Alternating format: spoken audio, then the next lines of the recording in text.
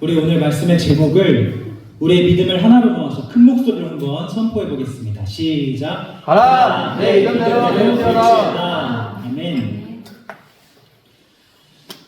사랑하는 여러분, 이번 아브 예배 주제는 회복과 치유입니다. 회복과 치유. 회복과 치유입니다. 먼저 오늘 읽은 본문 말씀에 백부장이 등장합니다. 우리가 신앙생활 하면서 꽤 많이 들어본 본문이기도 하고, 백부장 하면 그 사람의 이름이 나오진 않지만 성경 안에서 이 사람이 어떤 예수님과 대화를 했는지, 어떤 믿음을 보였는지 우리가 어렴풋이나마 알고 있는 유명한 사람인데, 여러분, 놀라운 사실이 있습니다. 오늘 우리 말씀의 제목인 가라 내 믿음대로 될지어다 라는 이 예수님의 칭찬이죠. 이 칭찬이요, 딱 여기만 한 번 쓰였습니다. 성경에 꽤 많은 사람들이 예수님께 치유를 받았고 회복을 받았는데요, 그리고 그들 중에는 정말 예수님이 보시기에 놀라운 믿음을 가진 사람들이 많이 있었는데요, 예를 들면 자기가 개라고 불림을 받아도 개도 주인이 먹다 남은 상에서 떨어진 부스러기를 먹지 않습니까? 이 큰 믿음을 보여줬던 여인 같은 여인들도 있고, 또 나병 환자, 사회에서 격리되었고 절대 사람들 앞에 나와서도 안 되고 또 접촉해서는 더더욱 안 되는 나병 환자가 예수 앞에 나와 나를 불쌍히 여기소서 하는 그 믿음을 가진 사람, 또 자기 친구가 중풍병에 걸려서 누워있으니까 친구들이 들것에 해서 지붕을 뜯고 내렸던 그 믿음의 사람들도 있고 많이 있는데요, 이 백부장의 믿음을 보시고 예수님이 특별한 칭찬, 성경에 단 하나뿐인 칭찬을 하셨습니다. 이스라엘에서도 내가 이런 믿음을 본 적이 없다.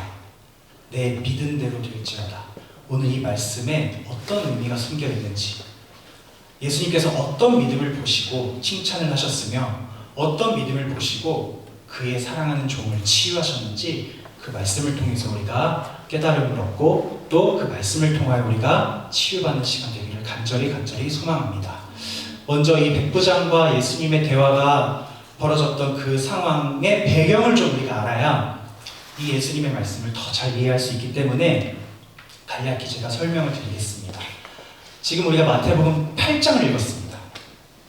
8장을 읽었고요, 족보로부터 쭉 시작한, 예수님의 족보로부터 쭉 시작한 마태복음이 5장에 도착하면 이렇게 시작됩니다. 예수께서 무리를 보시고 산 위에 올라가 앉으시니 제자들이 나아온지라 입을 열어 가르쳐 이르시되 하면서 산 위에 오르신 예수님이, 말씀이신 예수님이 자신의 말씀으로 자기 자녀들을, 백성들을 5장, 7장까지 3장에 걸쳐서 열심히 가르쳐 주시는 장면이 나옵니다. 이걸 우리가 뭐라고 하죠? 그 산상수훈, 산에서 가르쳐 주시는 말씀이죠. 5장, 6장, 7장 산상수훈이 끝나고 지금 8장입니다. 8장을 보시면, 여러분 8장을 피고 계시니까 1절로 한번 올라가 보시겠어요? 맨 위에 1절로 한번 1절을 읽어보겠습니다. 시작. 예수께서 산에서 내려오시니 수많은 무리가 따르니라. 예수님께서 산에 올라가서 말씀을 선포하시고 가르치신 후에 수많은 무리가 예수님을 따르기 시작했습니다. 수많은 무리가. 이 똑같은 말씀이 누가복음에도 있어요. 산상수훈을 가르치시는 예수님의 그 장면이 누가복음 6장에 똑같이 있는데 조금 다릅니다. 특이하게도 누가복음에서는 산 위에서 가르치신 게 아니라 산 위에서 기도하시고 12제자를 택하시고 산 아래로 내려오셔서 말씀을 선포하세요. 누가 맞을까요? 마태는 산 위에서 했다고 하고 누가는 산 아래서 했다고 하고, 모르죠. 우리가 알 방법이 없습니다. 그러나 그게 중요한 것이 아니라, 중요한 것은 산에서 뭔가 중요한 일이, 아주 중요한 일이 예수님의 말씀으로 인해서 아주 중요한 사건이 벌어졌다는 뜻이에요. 그 사건이 벌어지고 나서 수많은 무리들이 예수님을 따르기 시작했습니다. 누가복음에 보면 이 똑같은 말씀을 누가복음에 보면 수많은 무리가 예수를 따르기 시작한 이유가 정확하게 나와 있어요. 그러니까 예수님한테 말씀을 들은 백성들이 왜 예수님을 따르기 시작했는지 그 이유가 정확히 나와 있어요. 제가 읽어드리겠습니다. 우리는 예수의 말씀도 듣고 병 고침을 받으려고 그를 따랐다고 써 있습니다. 뭐라고요? 그들은 예수의 말씀도 듣고 병 고침을 받으려고 예수를 따르기 시작했습니다. 그 사람들 가운데는 유대인은 물론이고 이방인, 로마 사람, 빈부귀천 할 것 없이 정말 모든 사람이 섞여 있었어요. 사랑하는 여러분, 하나님의 아들께서 이 땅에 내려오셔서 우리를 너무 사랑해서 이 땅에 오셨잖아요. 하나님의 아들이. 그분이 왜 오셨습니까? 우리를 구원하기 위해 오셨죠. 근데 그분이 우리를 구원하신 방법이 무엇입니까? 하나님의 아들께서 자기 백성을 이 땅에 내려오셔서 구원하신 방법 무엇이냐면 여러분, 말씀을 들려주시고 말씀을 성취하는 것, 그것이 하나님의 아들께서 우리를 구원하신 방법입니다. 말씀을 들려주시고 말씀을 성취하는 것. 그냥 성취하시면 되지 왜 말씀을 들려주셔야만 할까요? 먼저 예수님의 구원 사건 십자가잖아요. 십자가 지시면 되는데 왜 십자가를 지시기 전 복음서의 대부분은 십자가가 아니에요. 십자가 끝에 있죠? 그 전까지 예수님 뭐 하셨습니까? 계속 다니면서 말씀하셨어요. 말씀을 먹여주셨어요. 왜? 왜 예수님은 말씀을 들려주셨을까? 우리는 오직 십자가를 지신 예수님, 그 예수님의 사랑을, 은혜를 믿음으로 구원을 받는데 믿지 않으면 그 사건과 나는 별개인데 그 믿음은 어디에서 납니까? 들음에서 납니다. 믿음은 들음에서 납니다. 뭘 듣습니까? 말씀. 누구의 말씀? 오직 구원자이신, 한 분 구원자이신 하나님의 말씀. 그 말씀이 누구십니까? 그래서 우리에게 말씀을 먹여주십니다. 여러분, 믿음이라는 것은 우리가 고민을 많이 하죠. 내게 과연 믿음이 있는 걸까? 어느 정도일까 내 믿음이? 1년 전과 지금 비교하면 여러분 믿음이 성장했나요? 후퇴했나요? 성장했으면 얼마큼 성장했나요? 후퇴했으면 얼마큼 후퇴했나요? 이게 수치화할 수 있나요? 이게 정말 제 최대의 고민이었습니다. 나는 믿음이 대체 있는 거야? 없는 거야? 어느 날은 진짜 있는 것 같아요. 예수님 생각만 해도 막 눈물이 나고. 근데 어느 날은 아무리 감동적인 찬양을 듣거나 설교를 듣거나 뭘 해도 아무런 감동이 없어요. 물론 감정으로만 판단할 수 없지만 나는 내 자신의 믿음을 도저히 판단할 수도 없고 모른다는 겁니다. 그럴 수밖에 없는 것이 여러분, 믿음이라는 것은 우리가 결단, 나 이제 믿을 거야, 결단한다고 만들어지는 것이 아닙니다. 또 우리가 믿음을 갖기 위해서 하루에 이제부터 삼시세끼 금식하고 기도하고, 기도원 가서 성령 주세요, 성령 주세요, 믿음 주세요, 기도하고, 이렇게 뭔가 수련을 하거나 우리가 노력을 해서 만들어지는 것도 아닙니다. 믿음이라는 것은 순전히 우리 밖에서부터 어떤 소식이 들려와서 그 소식이 우리에게 들려졌을 때 우리 안에 일으켜지는 사건입니다. 믿음이라는 것이. 그러니까 믿음은 어떤 개념이 아니에요. 개념이 아니라 믿음은 사건이에요. 사건. 동작이고 행동이고 역사이고 사건입니다. 믿음이라는 것은. 여러분, 이 믿음이라는 사건이 외부에서 들려오는 구원의 소식으로만 생겨납니다. 어떤 소식이냐? 하나님이 나를 구원하기 위해 오셨다는 소식. 여러분, 라합이 성 밖에서 들려오는 구원받은 백성의 전진하는 소식을 듣고 마음이 녹아져 내렸죠. 성 안에 있는 라합이 성 밖에 있는 하나님의 구원을 받은 백성이 전진해 오고 있다는 소식에 마음이 막 흔들리고 녹아져 내려서 그는 지체 없이 움직여서 그 구원받은 백성에 속하기 위해 최선을 다했습니다. 어떻게 이렇게 되었느냐? 라합 안에 들음으로 인한 믿음의 사건이 벌어졌기 때문에. 예수님께서 이 땅에서 하신 일은 그것입니다. 구원의 소식을 전파하셔서 그것을 듣는 자녀들에게 믿음이라는 사건이 일어날 수 있도록 만들어주시는 것. 사랑하는 여러분, 우리의 믿음은, 우리의 구원은 오직 우리에게 들려온 구원의 소식 때문에 우리 안에 자리를 잡게 되었다는 것 늘 잊어서는 안 됩니다. 이것은 신앙의 처음 단계에 있는 사람만 강조를 하는 것이 아니라 죽을 때까지 나의 믿음이 어디서 왔는가? 들음에서 왔다. 그 들음은 누구로 말미암았는가? 저번 달에 했죠. 삼위일체 하나님이 나를 만나주시는 말씀이신 그리스도, 말씀하시는 하나님 아버지, 말씀의 역사이신 성령, 그분께서 삼위일체 하나님이 크로스되어서 나 같은 죄인 하나 살리시겠다고 내 안에 믿음의 사건을 일으켜주셨기 때문에 내가 믿음의 사람이 되었고 구원받은 백성이 되었다. 이것을 늘 기억해야 합니다. 여러분, 모든 구원의 말씀은 오직 그리스도로 말미암습니다. 모든 구원의 말씀은 오직 그리스도로 성취됩니다. 아담 때부터 예수님 오시기 전에 사람들은 어떻게 해요? 이런 질문 많이 하죠? 우리 초등학생들은 많이 할 만하죠? 예수님 이 땅에 오시기 전에 사람들은 어떻게 해요? 예수님만 구원이라면 그들은 어떻게 구원받았어요? 여러분, 아담 때부터 하나님의 구원 소식을 들은 모든 사람들은요, 그리스도를 바라보는 소망 가운데 잠들었어요. 대표적인 인물이 누구죠? 다윗은 그의 시에 그리스도를 엄청 노래했습니다. 여러분, 잠 오면 이클립스 하나씩 먹어도 됩니다. 눈치 보면서 할 필요 없습니다. 많이 두 개씩, 세 개씩 드세요. 다음 달에 비치를 해봐야겠네요. 네.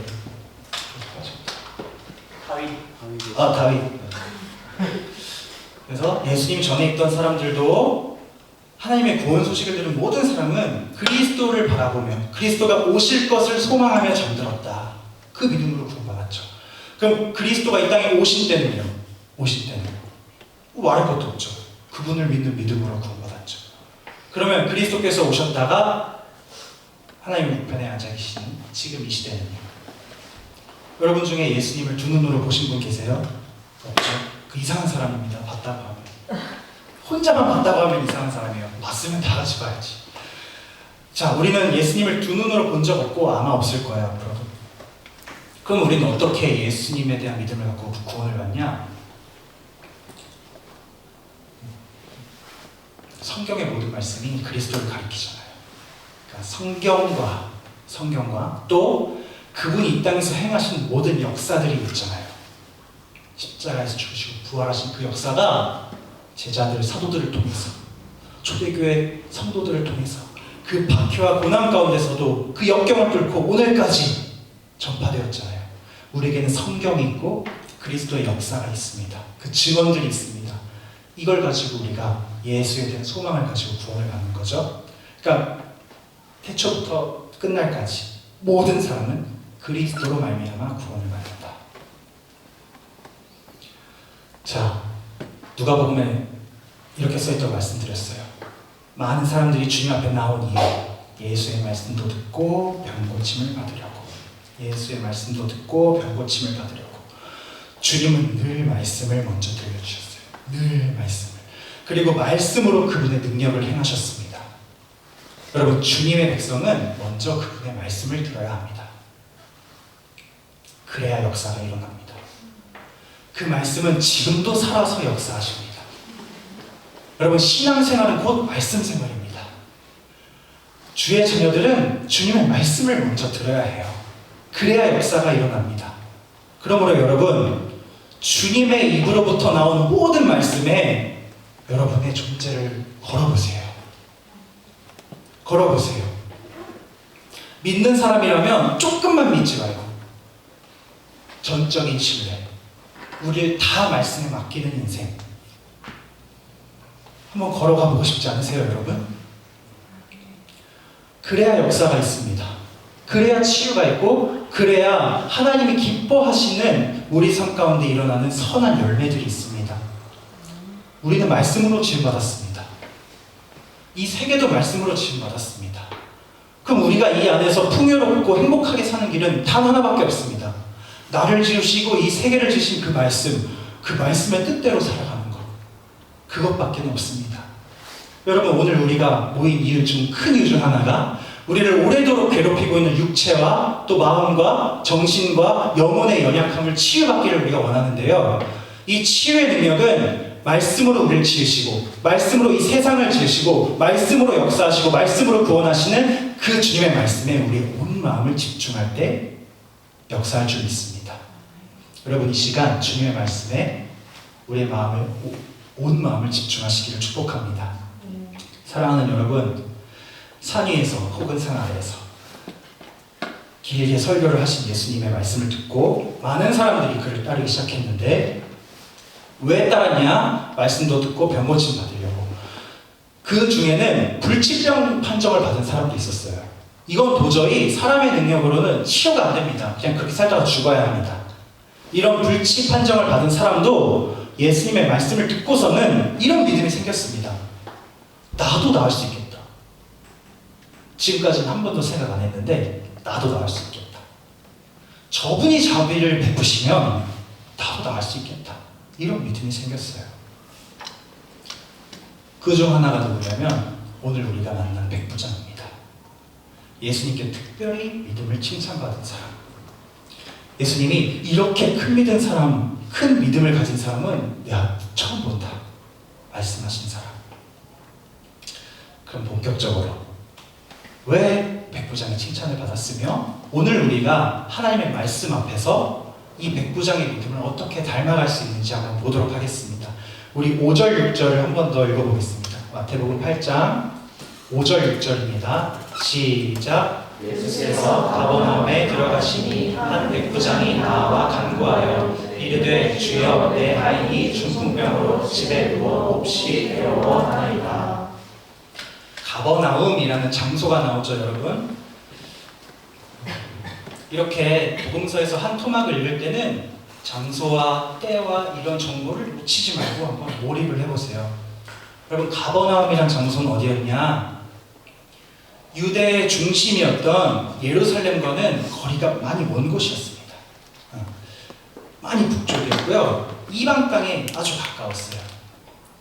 근데 이 가버나움이 왜 특별하냐? 예수님의 집이 여기 있었어요. 예수님이 여기 사셨어요. 사역하실 때. 그리고 공생의 대부분의 시간을 이 근방에서 지내셨습니다. 그곳에는 이방인들이 수시로 드나드는 곳이었습니다. 그 경계에 있었기 때문에. 그리고 특별히 로마가 이때 유대를 지배했잖아요. 그래서 그 로마의 황제가 또는 그 지역을 이제 다스리는 사람이 군대를 이 가버나움에 주둔을 시켰던 거예요. 경계 지역이니까 잘 거기를 치안을 확보하고 다스리기 위해서. 그래서 오늘 그 백부장도 이 가버나움에서 그 근무를 하는 그런 한 군인이었던 것 같습니다. 이 백부장이라 하면 100명의 군사를 거느릴 권한이 있는 그런 지휘관이 예수님 앞에 나와서 이렇게 이야기합니다. 주여, 주여. 주여가 무슨 뜻이죠? 주님이라는 뜻이죠. 여러분, 내가 지배하고 있는 나라의 백성에게 하기는 좀 힘든 말이죠. 주여라는 말. 아무리 백부장이어도 내가 지배하고 있는 민족의 한 청년 같은 젊은 30대 초반에게 주여라는 말은 굉장히 하기 힘든 말일 텐데 여러분, 백부장은 서스럼 없이 예수님께 나와서 주여라고 부릅니다. 왜냐하면 백부장은 성도였어요. 성도. 신자였어요. 믿는 사람. 예수를 주로 고백하고 믿는 사람이었어요. 아니, 로마에 평생 로마에서 자랐고 이제 와갖고 근무하는 그 군인이 뭐가 아쉬워서, 뭐가 딸려서 유대에 있는, 지배받고 있는 민족의 한 종교적인 지도자 같은 사람을 보고 주여라고 하는가? 이 장면이 누가복음에 조금 더 자세하게 나와 있는데 제가 읽어드리겠습니다. 누가복음 7장 1절에서 3절을 제가 읽어드리겠습니다. 예수께서 모든 말씀을 백성에게 들려주시기를 마치신 후에 가버나움으로 들어가시니라. 어떤 백부장의 사랑하는 종이 병들어 죽게 되었더니 예수의 소문을 듣고 유대인의 장로 몇 사람을 예수께 보내어 오셔서 그 종을 구해주시기를 청한지라. 그 백부장의 사랑하는 종이 병들어 죽게 되었어요. 그런 사연이 있었던 거예요. 마태복음엔 하인이라고 나오죠. 하인은 노예잖아요. 근데 이 하인이란 말이 원어 성경에 둘로스, 슬레이브가 아니라 파이스, 그러니까 자녀라고 되어 있어요. 그러니까 이건 단순히 그냥 내가 부리는 종이 아니라 내가 자식같이 아끼는 내 집에서 일하는 소년이 병들어 죽게 되었다. 그런데 그는 예수의 소문을 듣고, 3절에 예수의 소문을 듣고 믿음이 생긴 사람이었던 거예요. 아까 말씀드렸죠, 여러분. 믿음은 조건과 환경을 따지지 않습니다. 그리스도, 율법이 아닌 그리스도, 하나님의 의는 차별이 없으시죠? 라합이 그랬던 것처럼 백부장도 예수의 소문을 듣고 그의 안에 믿음의 사건이 발생한 거예요. 그냥 믿어진 거예요. 저분이 구원자시다. 저분이 치유하실 수 있다. 그는 이제 나의 주님이시다. 여러분, 이방인이라고 해서, 혹은 우리 아이들처럼 성경을 잘 모른다고 해서, 뭐 제대로 된 예배를 한 번도 못 드려봤다고 해서, 애기라 이해력이 부족하다고 해서 믿음을 못 가지는가? 아닙니다. 아닙니다. 그런 조건과 환경은 전혀 믿음과는 관련이 없어요. 왜냐? 믿음은 오직 외부에서 들려오는 구원의 소식을 들음으로 우리 안에 일어나는 사건이기 때문에. 고린도전서 1장 23, 24절. 우리는 십자가에 못 박힌 그리스도를 전하니 유대인에게는 거리끼는 것이요 이방인에게는 미련한 것이로되 오직 부르심을 받은 자들에게는 유대인이나 헬라인이나 그리스도는 하나님의 능력이요 하나님의 지혜니라. 아멘. 그러니까 이 사람이 신자였던 거예요, 백부장이. 근데 여러분, 마태복음에서는 백부장이 직접 주님께 나왔죠. 근데 누가복음은 좀 달라요. 방금 읽어드렸지만 누가복음에서는 백부장이 직접 오지 않고요, 유대인의 장로를 몇 사람을 예수님께 보냅니다. 비교해서 보고 싶으신 분은 핸드폰이나 이런 걸로 누가복음 7장을 펴놓으시면 돼요. 네. 성경은 마태복음 8장을, 핸드폰은 누가복음 7장을 펴놓으시면 비교하면서 보실 수 있습니다.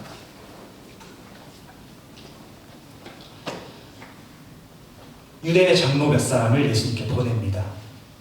다르죠? 이 사건의 묘사가.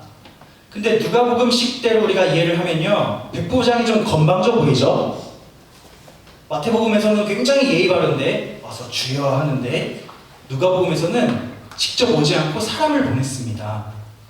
아니,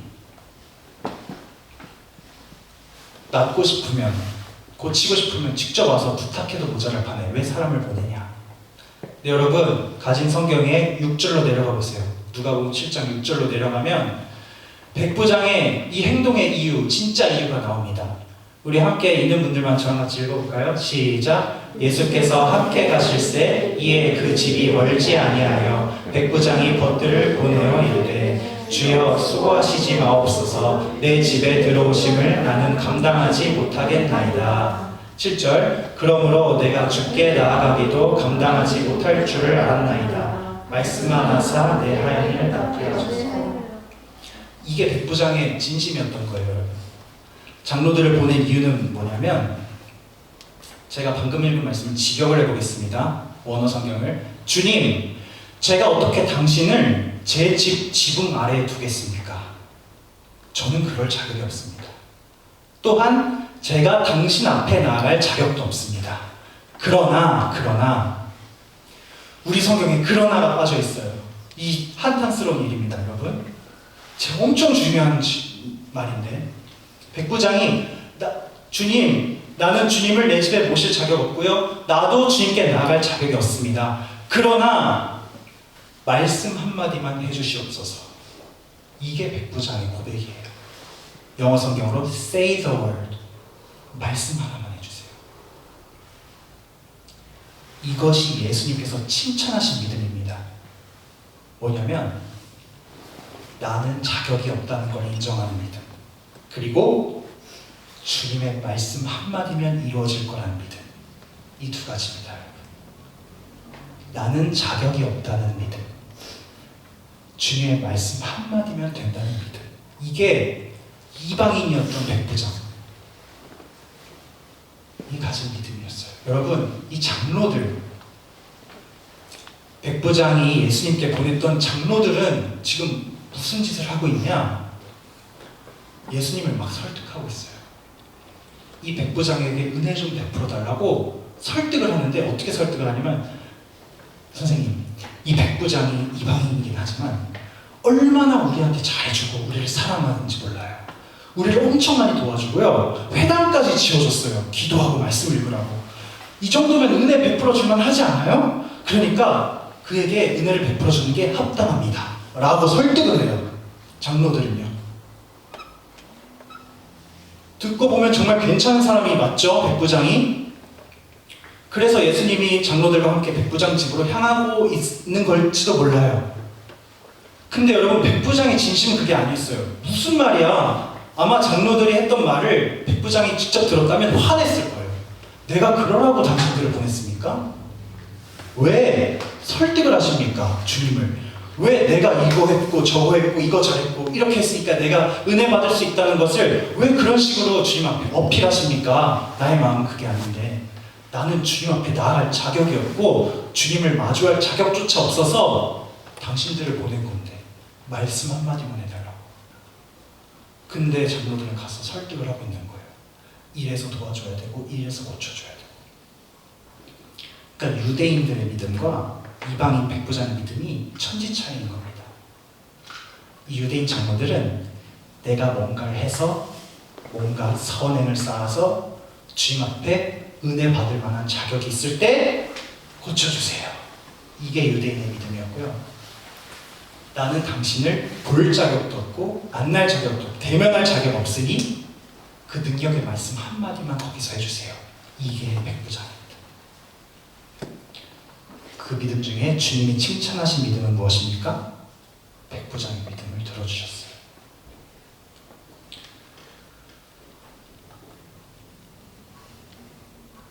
예수님은 가난한 사람, 연약한 사람, 어린이, 과부, 고아, 이방인, 병자들을 너무너무 사랑하셨습니다.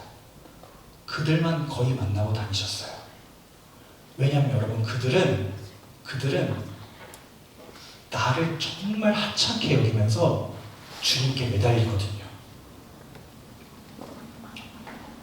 주님이 산 위에서 혹은 산 아래에서 말씀을 가르치실 때 그 말씀에 내 마음이 뜨거워지고 내 마음 안에 믿음의 사건이 일어난 사람들은 대부분 누구였냐면 말씀도 듣고 병고침을 받고 싶은 사람이었어요. 저 권위 있는 말씀으로 나를 먹이시고 나를 고쳐주실 분, 백부장에게도 그 믿음이 있었습니다. 그래서 백부장이 주님께 이렇게 요청합니다. 내 사랑하는 종, 지금 너무너무 아파서 고통받고 있고 죽기 직전인 나의 사랑하는 종을 말씀 한마디만 해주셔서 고쳐주시기 바랍니다. 여러분이 인생을 살아가면서 때로 내 힘으로 아무것도 할 수 없는 그런 어려움과 아픔과 질병과 왜 아픈지도 모르겠는 그런 아픔들, 왜 내가 마음이 이렇지? 나 왜 우울하지? 나 왜 아프지? 의학으로도 심리학으로도 가장 친한 친구의 조언으로도 해결되지 않는 그런 아픔이 내게 있을 때 주님께 달려갈 수밖에 없잖아요. 그때 여러분 주님께 어떻게 기도하실 겁니까? 주님께 어떻게 치유해달라고 회복시켜달라고 그렇게 간구하실 겁니까? 지금까지 해왔던 사역, 선행 그걸 내놓으실 겁니까? 아니면 특별한 재물을 내놓으실 겁니까? 아니면 작정해서 뭔가 기도를 하고 뭔가를 하실 겁니까? 그것이 아니라 그 어떤 훌륭한 일을 해도 우리에겐 자격이 없음을 알고 오직 그분의 자비를 의지하여서 말씀 붙들고 내 연약함 그대로 내보이시고 주님의 자비를 구하시기 바랍니다. 그래야 역사가 일어납니다. 왜냐하면 하나님은 우리의 병이 그대로 있는 것을 통해 영광 받으시는 분이 아니라 우리의 병이 나음을 통하여서 우리가 주님을 높이고 찬양할 때 영광 받으시는 분이기 때문입니다. 바울에게 육체에 가시가 있었죠. 그래서 어떤 사람들은 이렇게 이해합니다. 바울에게 육체에 가시가 있는 것은 하나님의 영광을 위함이었다. 그가 교만해지지 못하게 하려고. 여러분 성경 어디에도 그 육체의 가시가 질병이었다는 말이 없습니다. 그리고 성경 어디에도 그 육체의 가시가 하나님의 영광이 되었다는 말이 없습니다. 그리고 성경 어디에도 그 육체의 가시 때문에 바울이 사역을 방해받거나 사역을 중단해야 하거나 그런 일도 없었습니다. 그러니까 여러분 우리에게 때로 육체의 가시 같은 뭔가가 있을 수가 있습니다. 근데 우리가 그 아픔을 갖고 있는 것으로 하나님의 영광을 받으시는 것이 아니라 그것이 나음으로 우리가 하나님 앞에 찬양하고 높여드릴 때 하나님의 영광을 받으신다는 것을 우리가 늘 기억하면서 그럼 우리가 못할 기도가 없잖아요. 고쳐달라고 하는 것도 부담스러워하는 자들이 있거든요. 우리는 그럴 필요 없습니다. 어차피 자격 없는 자들, 능력 없는 자들, 우리는 주님의 자비를 구하며 나아가야 될 줄 믿습니다. 여러분 다시 마태복음으로 돌아와서 백부장이 예수님께 이렇게 말합니다. 내 하인이 중풍병으로 집에 누워 몹시 괴로워하고 있습니다. 여러분 누가복음에서 우리가 방금 봤듯이 백부장의 이 성품, 이 믿음, 이 겸손함 주님이 다 아실까요? 모르실까요? 다 아시죠. 다 아시죠. 백부장이 지금 어떤 마음 중심으로 주님 앞에 나와왔는지, 왜 장로들을 보냈는지, 건방져서 보낸 건지 아니면 진짜 감당하지 못할 것 같아서 보낸 건지 주님이 다 아시죠. 다 아시는 주님이 주님 내 하인 좀 고쳐주세요 하는 간청의 말에 어떻게 대답하시는가? 여러분 이게 오늘 중요한 부분이니까 우리 마태복음으로 다시 돌아와서 6절 7절 8장 6절 7절을 함께 읽어보겠습니다. 시작. 이르되 주여 내 하인이 중풍병으로 집에 누워 몹시 괴로워하나이다. 이르시되 내가 가서 고쳐주리라. 아멘. 여러분 예수님의 대답에 주목하시기 바랍니다. 고쳐달라는 말에 예수님이 이르시되 내가 가서 고쳐주리라. 내가 가서 고쳐주리라. 여러분 근데 이 대답, 이 예수님의 대답에 놀라운 사실이 숨어 있어요. 헬라어 원어 성경에 보면 이 문장이 내가 가서 고쳐주리라 하는 이 문장이요 문법적으로 지금처럼 이렇게 일반 평서문이지만 의문문이기도 합니다. 무슨 말이냐면요 이 문장은요 평서문일 때랑 의문문일 때 똑같이 생겼어요. 그러니까 두 가지 해석이 다 가능한 겁니다. 우리 개역개정은 평서문을 선택을 했어요. 그래서 예수님이 내가 가서 고쳐줄게 라고 번역을 했습니다. 그런데 여러분 영어 성경 중에서 세계에서 가장 표준적으로 넓게 쓰이는 게 NIV라는 성경이 있어요. 영어 성경. 거기서는 의문문을 채택했어요. 둘 다 합리적이거든요. 그래서 맥락을 보고 또 신학적 견해를 담아서 선택을 하는 건데 NIV는 의문문을 선택했습니다. 그래서 이렇게 번역을 했습니다. 주님 고쳐주세요. 이르시되 Shall I come and heal him? 이게 뭐냐면 내가 가서 그를 고쳐주랴. 내가 가서 그를 고쳐주기 원하니? 물어보는 말게 있어요. 무슨 말인지 잘 보시겠죠? 자, 두 해석 다 가능합니다. 내가 가서 고쳐주겠다도 가능합니다. 내가 가서 고쳐줄까도 가능합니다. 근데 여러분, 우리가 오늘 진짜 자세하게 마태 누가를 살폈잖아요. 이 배경과 함께. 핵심이 뭔가요? 말씀의 능력을 믿은 백부장의 믿음을 보는 거잖아요. 말씀으로 구원하시는 예수님, 말씀으로 역사하시는 예수님, 말씀으로 이루시는 예수님에 대한 믿음이 백부장에게 있었다는 것을 우리가 봤잖아요. 그러니까 예수님이 그 백부장의 믿음을 아시고 이렇게 말씀하시는 거예요. 얘야, 내가 가서 고쳐줄까? 그러자 백부장이 이렇게 대답합니다. 내가 가서 고쳐줄까? 주여, 아니에요.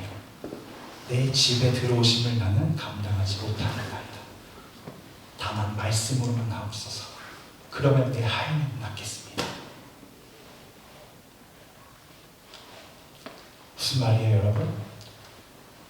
이 의문문이라는 이거를 택하면 맥락이 마태복음 5장부터 지금까지 이어지는 맥락이 다 연결이 되는 거예요.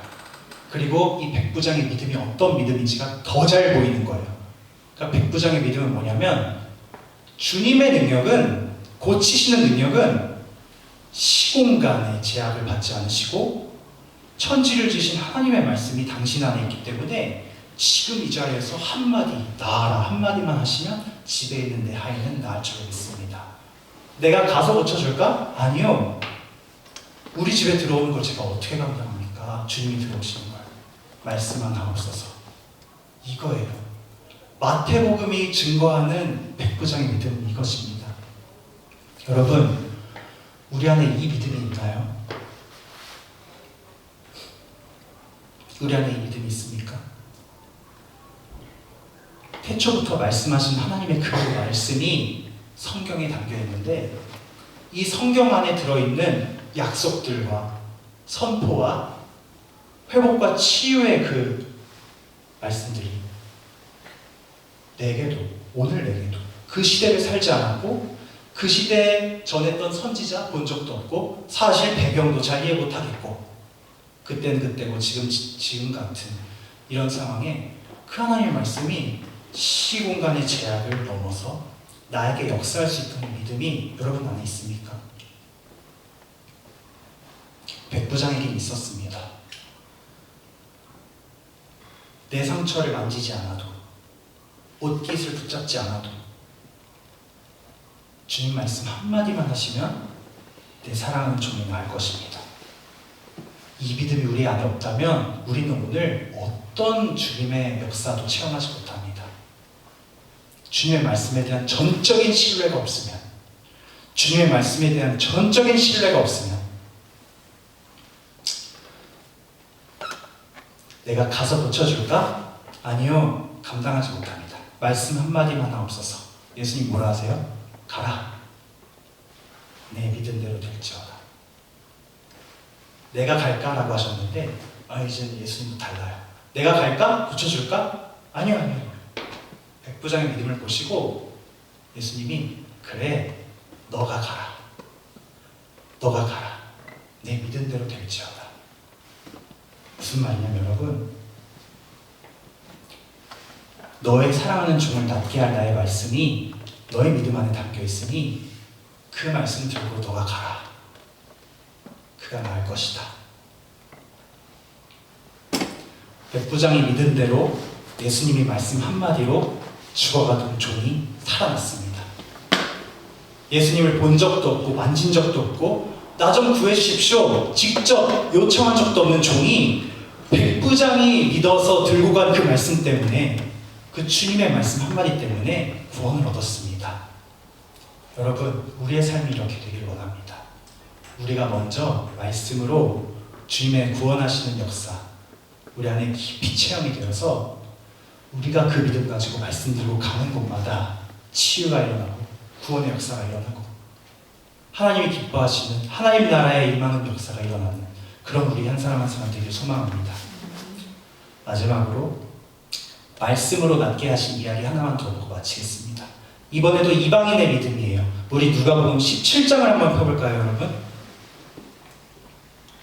누가복음 17장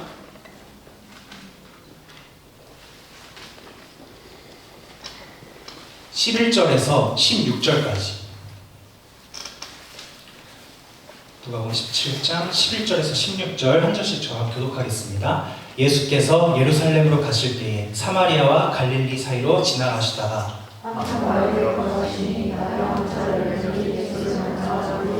소리를 높여 이르되 예수 선생님이여 우리를 불쌍히 여기소서 하거늘 보시고 이르시되 가서 제사장들에게 너희 몸을 보이라 하셨더니 그들이 가다가 깨끗함을 받은지라. 그 중에 한 사람이 자기가 낳은 것을 보고 큰 소리로 하나님께 영광을 돌리며 돌아와 예수의 발 아래 엎드리며 감사하니 그는 사마리아 사람이라. 예수님께 가까이 가면 안 되는 나병 환자가 10명이나 모여 있었습니다. 그 나병 환자들이 모여서 예수님이 지나가시는 걸 보고 멀리서 예수 선생님 우리를 불쌍히 여기소서 라고 외쳤습니다. 그러자 예수님이 저 멀리서 가서 제사장에게 너희 몸을 보여라 하셨습니다. 네 하고 갔어요. 이게 뭐죠 이게 도대체? 무슨 워키토키 통신하듯이 멀리 서갖고 지금 치료를 받는 거예요. 원격 치료처럼. 우리를 불쌍히 여기소서 가서 제사장에게 몸을 보여라. 네 하고 갔어요. 여러분 손을 대지도 않았고 안수도 안 했고 게다가 여러분 너희 나았으니까 걱정 마 이것도 아니죠. 제사장에게 가 이게 무슨 말이에요 여러분? 우리 청년들 얼마 전에 레위기 읽었죠. 이게 무슨 말이죠? 나병 환자가 제사장에게 가서 몸을 보이라는 거는 이때는 지금처럼 의사가 없잖아요. 그래서 제사장이 의사 역할을 했습니다. 제사장이 의사이고 법관이고 다 했습니다. 그래서 나병 환자가 이제 나병을 딱 얻게 되면 제사장에게 칭찬을 받아야 돼요. 너는 나병은 아니고 그냥 단순 피부병이니까 조금 격리하고 집에 가. 너는 나병이니까 너는 동네 밖으로 나가. 이런 식으로 진찰을 해주었어요. 그러니까 예수님이 지금 이 나병 환자들에게 무슨 말씀하시는 거냐면 선생님 우리를 불쌍히 여기소서 이 말은 우리를 고쳐주세요 하는 말이죠. 근데 예수님이 병원 가봐 이거랑 똑같아요. 의사한테 가봐. 근데 이 나병 환자들이요 제사장에게 가봐 하는 말씀을 듣고 네 하고 갔어요. 여러분 14절에 뭐라고 말씀합니까? 14절 읽어보겠습니다. 시작. 보시고 이르시되 가서 제사장들에게 너희 몸을 보이라 하셨더니 그들이 가다가 깨끗함을 받은지라. 아멘. 여러분 가다가 깨끗함을 받았습니다. 이 얼마나 놀라운 역사입니까 여러분? 예수님이 말씀하신 즉시 나았더라. 이거는 이해가 돼요. 예수님의 말씀에 능력이 있으니까. 근데 그게 아니라 가다가 깨끗함을 받은지라. 이게 무엇이냐면 믿은 대로 될지어다예요. 예수님이 말씀하신 건 말씀하신 거고요. 그럼 나병 환자들은 갔냐 안 갔냐? 갔잖아요. 백부장에게 예수님이 가라 내 믿음대로 될지어다 믿고 갔잖아요. 그게 믿음대로 될지어다입니다. 믿음대로 될지어다가 아니라 믿음대로 될지어다. 이게 왜 특별하다고요 여러분? 성경에 한 번 나오는 표현 믿음대로 될지어다. 믿음은 개념이 아니라 사건이기 때문에 그 사건인 믿음을 백부장이 완벽하게 보여준 거예요. 완벽하게. 나는 자격이 없을 뿐더러 하나님은 말씀 한마디면 충분한데 내가 그 한마디를 들었으니 나는 가면 돼. 이 한치의 의심도 없는 주님에 대한 믿음, 그 말씀에 대한 믿음, 이것이 바로 제사장이 믿은 그대로 주님이 칭찬하시는 믿은 대로 될지어다. 여러분 우리 안에 이런 믿음이 오늘 있기를 원합니다. 이런 믿음의 사건이 우리 안에 벌어지기를 소망합니다. 여러분 주님께 고침받고 싶어서 간구한 적 있으시죠? 저도 많습니다. 저도 많아요. 이 엄청 심했을 때, 이 막 눈썹 빠지고 그랬을 때 주님께 막 치료해달라고 엄청 뗐었습니다. 근데 아까 말씀드렸던 들었던 것처럼 내가 도대체 믿고 있는 상황인지 아닌지 내가 모르잖아요. 그래서 내가 아무리 뭐 결단을 하고 주님 저 믿는 거예요 라고 하고 기도해도 나는 나를 의심할 수밖에 없어요. 주님께 고침받고 싶어서 간구하시면서 여러분 내 몸이 나았나 안 나았나 자꾸 이렇게 확인하는 거, 그거는 믿음이 없는 것이고요. 내가 기도를 하고 있는 동안에 내 증상이 나아지고 있나 안 나아지고 있나, 안 나아졌네 절망하고, 오늘은 좀 나았네 뭐 들어주시는 것 같고, 이렇게 여러분 일희일비하는 것은 믿은 대로 될지어다가 아니에요. 믿은 대로 될지어다는 뭐냐면, 말씀 붙들고 기도하면서 주님이 나를 낫게 하셨네? 주님이 나를 낫게 하길 원하시네? 이 확신이 있을 때 나은 줄로 알고 가는 거예요. 저는 나았습니다. 아직 안 나았지만 나았어요. 오래전에 나았습니다. 주님이 제게 말씀하셨어요. 이렇게 확인하면서 기도하던 시절이 있었는데, 주님 있습니다. 아직 그대로 이러면서. 근데 어느 순간 이런 기도를 주님께 드리게 되었어요. 주님, 이것 때문에 내게 주신 선교의 사명이 방해받는 일은 없을 거라고 확신합니다.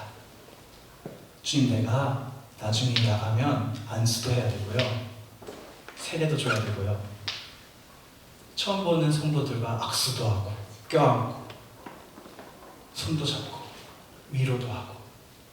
근데 내 손에 피가 철철 더러우면 되겠습니까?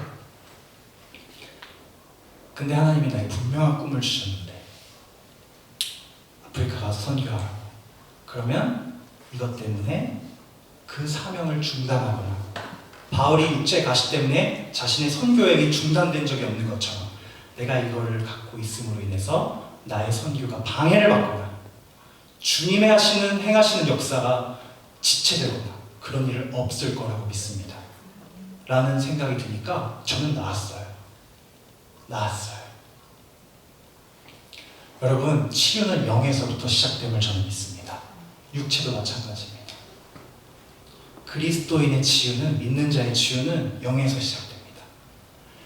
말씀에 대한 전적인 신뢰, 하나님이 나를 가장 선하고 좋은 길로 인도하신다는 신뢰, 그것이 있을 때 우리 안에 치유가 시작되고 회복이 시작되는 줄로 믿습니다. 말씀 한 구절 읽어드리고 말씀 마치겠습니다. 그는 실로 우리의 질고를 지고 우리의 슬픔을 당하였거늘 우리는 생각하기를 그는 징벌을 받아 하나님께 맞으며 고난을 당한다 하였노라. 그가 찔림은 우리의 허물 때문이요 그가 상함은 우리의 죄악 때문이라. 그가 징계를 받음으로 우리는 평화를 누리고 그가 채찍에 맞음으로 우리는 나음을 받았도다. 아멘. 기도하겠습니다. 사랑의 주님, 태초부터 지금까지 그 능력의 말씀으로 창조와